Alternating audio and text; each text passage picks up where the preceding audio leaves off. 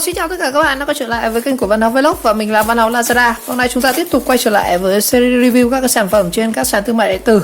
Hôm nay thì mình có một cái kiện hàng đến từ Shopee và chúng ta hãy xem cái đơn hàng ngày hôm nay có những cái món gì nhá.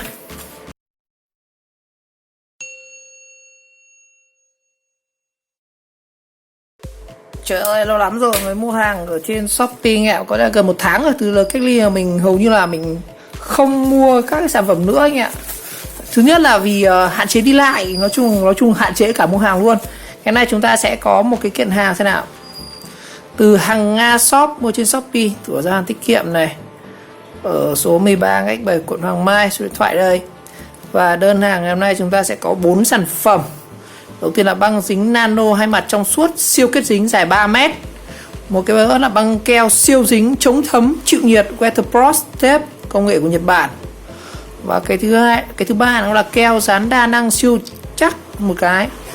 Thứ tư là máy massage mặt ion. Đó, tổng đơn đóng gói thành một kiện đen xì xì như này, cũng khá là nặng anh em ạ. Và đơn giá thì cái này là không có đơn giá. Mình sẽ có rạch cho anh em xem cái này để lấy đơn giá nhá. Xem cái đơn giá đơn này là bao nhiêu. Mua lâu rồi tôi cũng không nhớ không ạ. Đơn giá của cái tổng đơn này thì là 69.500, khối lượng là khoảng 750g, gần 70.000 đỡ khoảng 4 cái này thì mình có áp mã giảm giá nữa, mua trong đợt sale nhưng mà cũng không nhớ là sale tháng 3 hay tháng 4 tại vì lâu rồi. Rồi bây giờ chúng mình sẽ rạch ra xem có những cái gì nhá. Như vậy là chúng ta sẽ có 4 sản phẩm, giá chỉ có 69.000 thôi. Rồi rạch ra xem nào. Đóng gói chắc nhá. Được, ấn tượng là có thể không bọc túi ni lông nhưng mà có bọc mà túi đen chống nước này cũng đánh giá ấn tượng với shop gì đây, Hằng Nga Shop. Hằng Nga như kiểu người yêu của chữ bất giới. Rồi đây, tổng đơn hàng 69.000 của mình có combo này. Rồi trong này là có một hộp này, đây có một hộp nữa này. Sao 4 sản phẩm mà sao có 3 hộp vậy? Thiếu được không ạ? Một cái máy gì này. Và đây còn băng dính nhá. Như vậy thì 4 sản phẩm nhưng mà có 3 cái thôi, không biết chắc là để đâu. Đầu tiên chúng ta sẽ đến với cái là Weatherproof Chapret này. Cái này thì nó là một cái băng keo chuyên để là anh em nào làm máy tôn ấy, hoặc là mình sử dụng các cái bình nhựa ấy, các đường ống nước ấy, mà chúng ta bị ống nó bị nứt, bị giò nước thì mình có thể sử dụng cái băng này để dán bịt. Cái này mình cũng xem quảng cáo ở trên mạng thôi chứ mình cũng thực sự mình chưa được dùng cái này.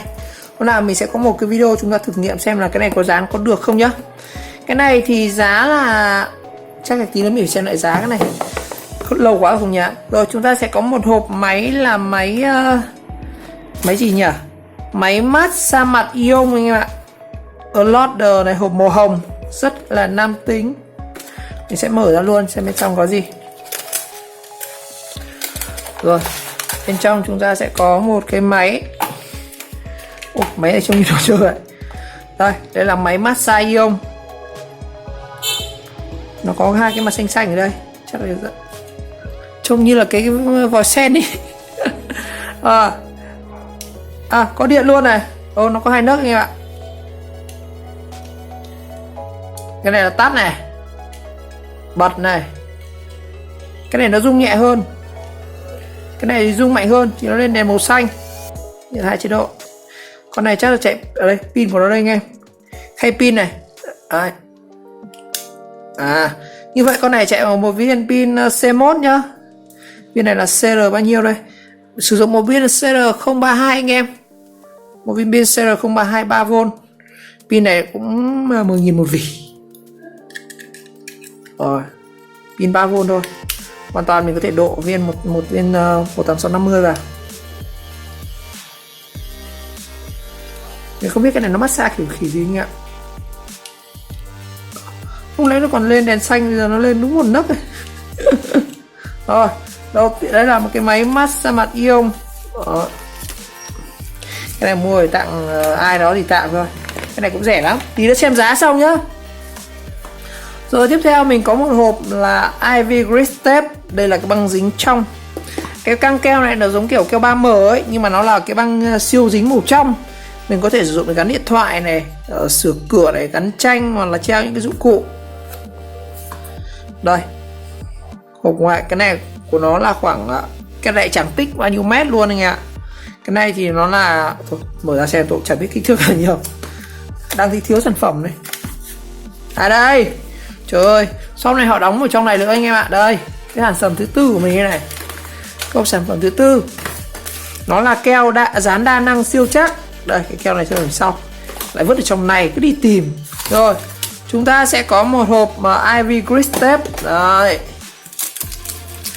một hộp Ivy Grit Tape. Đại khái mình hiểu nôm na cái này là cái keo cường lực 3M nhưng mà nó phiên bản màu trong suốt. Đó, chặt ra mình ạ. Ồ, nó dính chắc thì chặt rồi đấy. Ui, đây. Rồi nó dính chắc thế. Đây, đây cái độ dày của nó đây, rất dày luôn. Cái này thì anh em dán màn hình điện thoại này. Ui, dính lắm này. Cái câu nhìn này nó dính này, rất chắc luôn. Đây, cái này của nó khá là dày luôn. Hôm nào mình cũng sẽ thử nghiệm thử cái keo này, chúng ta xem thử độ bền, độ chắc như nào. Cái này có thể mình gắn ở trên các chất liệu tường, kính hoặc là các cái mặt để mình muốn giữ một cái gì đấy cố định, chẳng hạn là gắn đèn này, bạn muốn treo đèn, treo tranh này, có thể sử dụng cái keo này. Đó, nó là Ivy Grit Tape, nói chung là keo. Ở đây ghi là keo dán nano. Đây là keo nano nhá. Rồi, hộp của nó đây. Rồi, và mình sẽ đến với một cái sản phẩm keo nữa. Keo này thì được quảng cáo là keo siêu dính đa năng. Không biết siêu dính cái gì, nhưng mà chữ đây hình như toàn tiếng Trung khủa thôi. Fast bond cái gì đây, Universal Glue. Đó, toàn tiếng Tàu rồi. Đây này, ở đây thì mình không hiểu tiếng Tàu lắm, nhưng mà nó có minh họa là chúng ta dán được gỗ này, dán được nhựa, dán được bể bơi này, bể tắm này, dán được gạch này, dán được kính này, dán được cửa, đa năng. Đó, các xem nào. Đây chính là lọ Universal Glue Fast Bond Long Term Bond. Tàn tiếng khứ Tàu khựa thôi. Nguyên niêm phong. Đây là một tuyết của nó. Cái này không biết có dán chắc như keo AB không nhỉ. Cái này mình cũng sẽ làm một video thử nghiệm sau. Rồi bây giờ tổng quan về chi tiết giá, mình sẽ cho anh em xem lại cái đơn này ở trên Shopee nhá. Tại vì giá cái này lâu quá rồi mình cũng không nhớ chính xác giá của từng món là bao nhiêu. Đây, mình tra lại lịch sử đơn hàng đây. Đơn hàng của hàng Nga TP cho tên shop này anh em này. Tổng đơn là 69.500. Mình có sử dụng là 39.000 xu. Đó, đủ viên phí ship nữa. Cái này như không có áp mã giảm giá thì sao, chỉ có miễn phí xu thôi. Có, cái này mình có sử dụng một cái mã hoàn xu nhá. Mã này khi mình mua cái đơn này mình sẽ được cộng thêm 20.000. Đó. Rồi, như vậy thì đầu tiên là cái băng dính nano này cho anh em xem nhá. Băng dính nano này thì shop này đang bán với giá là 29.900, khoảng 30.000 một tuyếp này. Đây, thông số này. Cái này thì được quảng cáo là chịu lực này, chịu nhiệt này, đàn hồi tốt, không chấm thấm này, hút dính mọi bề mặt, tiện lợi để nấu ăn, giải trí rất nhiều. Chúng ta có thể sử dụng để cố định ổ cắm điện, đèn led, nó như biển hiệu quảng cáo, hướng dẫn thì đây, lau sạch, gỡ và dán và cố định trong tầm 2-5 phút. Đây là chất liệu nano PU. Wow. Đó. Kích thước là 3x3x2mm. Đó. Rồi. Cái sản phẩm này nó cũng kinh đấy. Rồi, chúng ta sẽ đến với cái sản phẩm này. Cái này là băng keo Waterproof. Đây, băng keo Waterproof. Cái này đang bán với giá là 36.000, rẻ nhất đến Shopee luôn. Các shop khác thì bán rồi 50.000, mình mua shop này có 36.000 thôi. Rồi. Đây, cái keo này thì có tác dụng như này.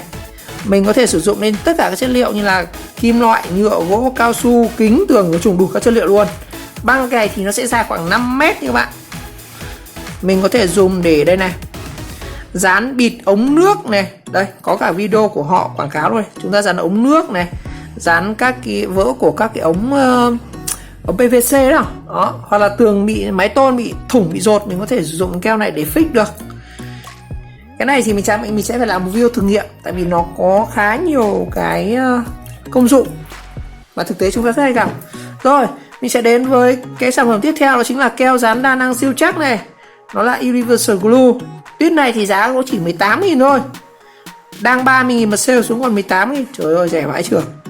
Đây, keo này còn cứng hơn cả bê tông theo như quảng cáo là như vậy, và dán được tất cả các chất liệu tường, kính, gỗ, nhựa, thạch cao, dính bền, kháng nước, chịu nhiệt độ, chịu lực, và có thể chịu tải đến 200 kg. Vãi chưởng quá các bạn. Lúc nào tôi cũng sẽ thực nghiệm cái keo này. Giá nó rẻ mà, có 18.000 một tuyết này thôi. Chính là rẻ hơn cả cái keo gì của Nhật ấy, mình quên mất mã rồi. Rồi, và đến cái sản phẩm cuối cùng là máy massage ion. Thì cái này lại khá là đắt. Máy này giá thì tận là 25.000 cơ. Đây công dụng của nó đây, để giúp massage mặt, giúp da mặt các bạn có thể săn chắc hơn và tăng khả năng các cái chất mà khi các chị em mà sử dụng mà mỹ phẩm chẳng hạn. Quảng cáo thế thôi nhưng hôm về không biết nào. Hôm nào mình sẽ làm một video boom thử bên trong xem cái này nhá. Cái này khả năng bên trong nó chỉ có một motor thôi, chẳng có gì đâu. Con này giá mình là 25.000. Rồi. Đấy, tổng quan đơn này là có 69.000 thôi. Đúng giá cái đơn này tổng đơn sẽ là 109.000 các bạn. Nhưng mà mình áp mã giảm giá nên chỉ còn 30 mấy nghìn thôi. Rồi chúng ta nhìn lại tất cả các sản phẩm ngày hôm nay. Một lọ băng keo dán waterproof, cái này 36.000. Một lọ keo dán nano siêu trong siêu dính 26.000. Một lọ keo Universal Glue 18.000, dính được thần thánh luôn, chưa thử. Một cái máy massage ion 25k. Rồi, như vậy tổng đơn ngày hôm nay mình đã giới thiệu trong video này. Rồi một lần nữa cảm ơn các bạn đã theo dõi video clip, và nếu thấy video hay và ý nghĩa thì các bạn nhớ like, subscribe của kênh và chờ đón các video tiếp theo. Còn thử nghiệm các món này thì có lẽ mình sẽ làm từng video riêng để chúng ta đánh giá xem cái chất liệu cái sản phẩm trên Shopee nó như thế nào nhá. Ok, xin chào, gặp lại.